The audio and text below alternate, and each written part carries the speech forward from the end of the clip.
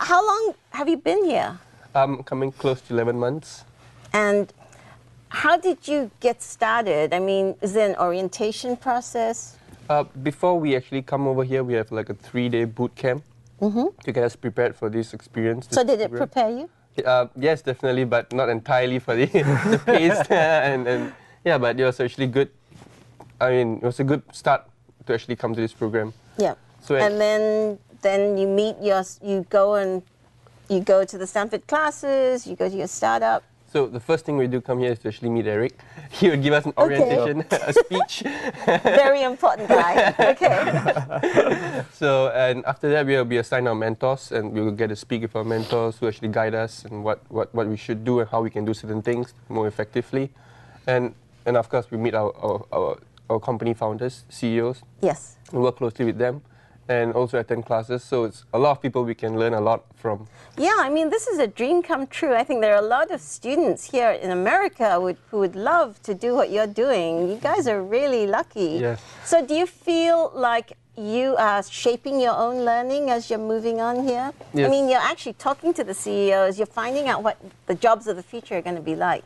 Yeah, definitely. This is the thing I like about working in startups, because it's not like you're working, you don't even know who you're working for, and you don't even know what exactly you're working about. Yeah. So in a startup, you actually get to know exactly what, okay, today, you get to speak with the CEO, you get to know what he's actually thinking and how he wants the startup to actually go, which direction he wants to bring the startup into in the next couple of weeks or even the next couple of years.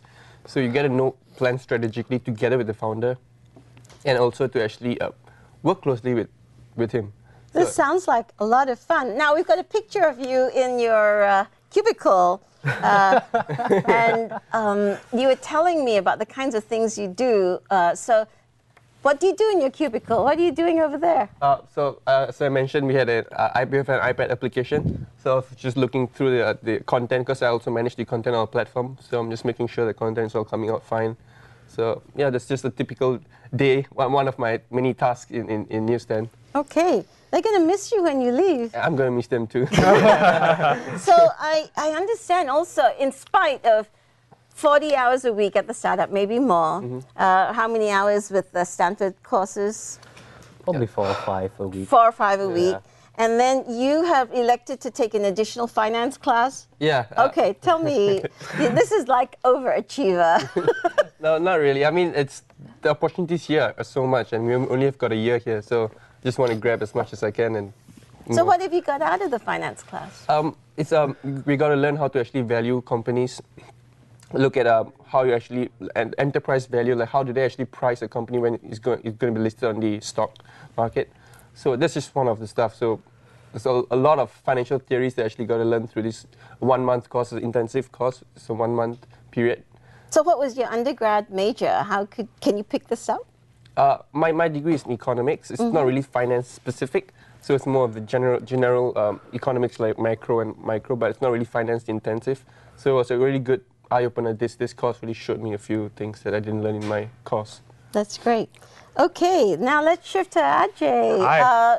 Now, Eric, introduce Ajay for us. So AJ has a very different profile from Selian. So AJ, very fortunate for him and the program that he's selected into it.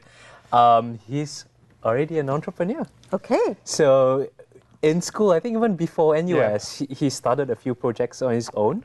And in NUS itself, there was a highlight where AJ joined a program, and he was the business development head for a team. And that spun off to become a company itself.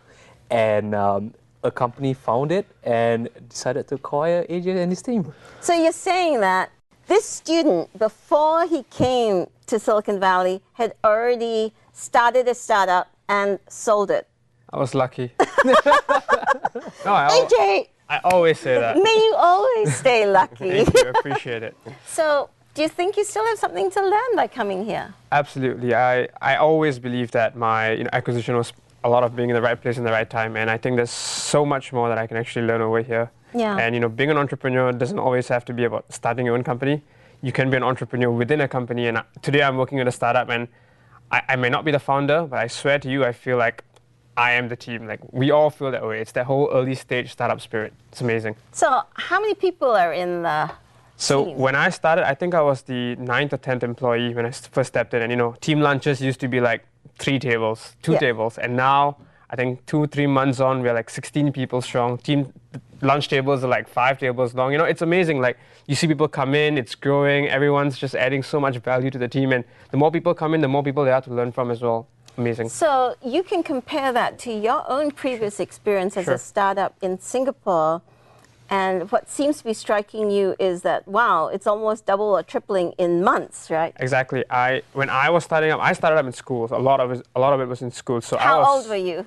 I started at 18, then 19, 20, 21, around there. Okay. Yeah, and I got quiet at 22. So, but throughout the entire process, I took it very slowly. Whereas over a year, the entire spirit of entrepreneurship, you know, it's to move fast, minimum viable product, lean methodology, just go to market, go to market, go to market, you know.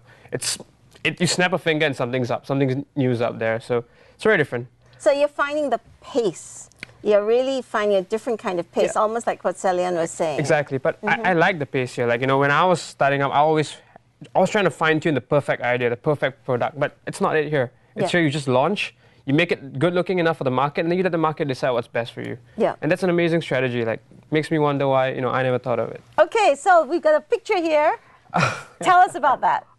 So that's Halloween, and that really, really is the most phenomenal part of my startup, actually. We have an amazing culture where we work really hard. We work, you know, I don't work the hardest, I'll be honest, but there are people in my team who come in 6 a.m., 7 a.m. morning, and they go back at like 9, 10 p.m. on their own accord.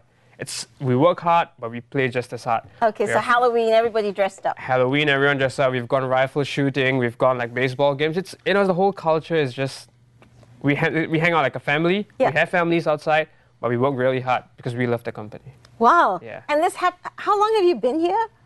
3 months and counting. So they've kind of totally brainwashed you into this Absolutely. in 3 months. Absolutely. I had signed my life to them.